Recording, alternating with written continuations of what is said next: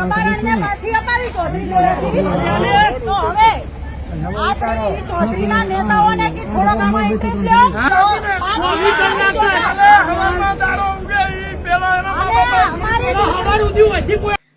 રબારણને જો તમે લઈ ગયા હોય તો ચૌધરીની દીકરી અમારી પાછી આપો, આવું કહેવું એક અત્યારે ચૌધરી સમાજની એક જે યુવા છે તેમનું કહેવું છે. હાલ અત્યારે આ ગામની અંદર જે સ્થિતિ છે તે ખૂબ જ નબળી છે. બંને સમાજ આમને સામને આવી ગયા છે, કેટલીક ગાડીઓ પણ તોડી છે અને હવે પછી રિપોર્ટ આપણી પાસે આવશે કે આમાં કેટલા લોકો ઘાયલ પણ થયા છે.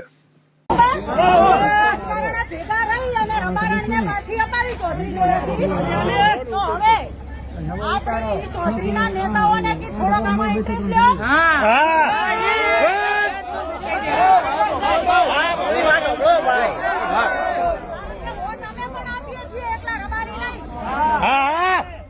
બરોબર.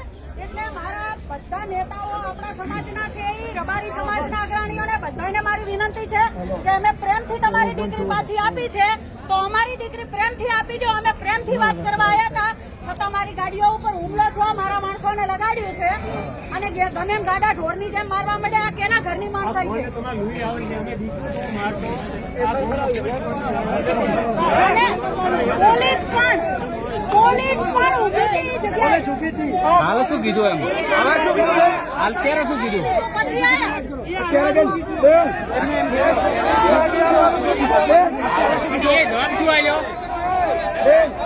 આપણા માણસોને અહીંયા ઉભા રખાવીને માર ખવડાવી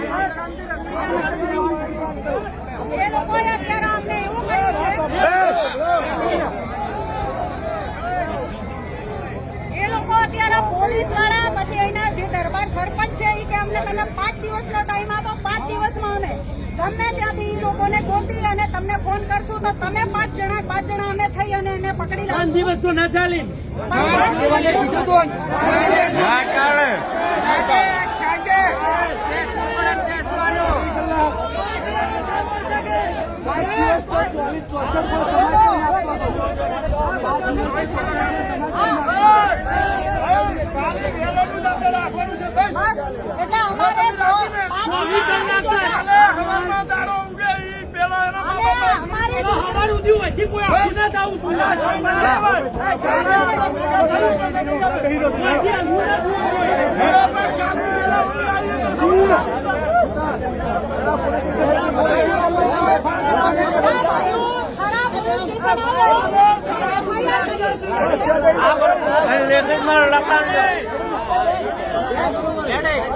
એટલે અમારે લખાણ લો પોલીસ કોણ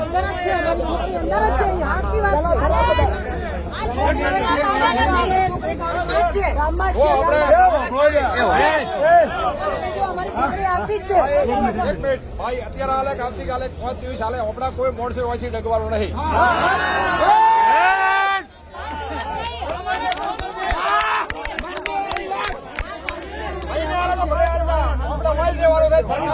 સરકાર મંગાવો, ટેન્કર મંગાવો,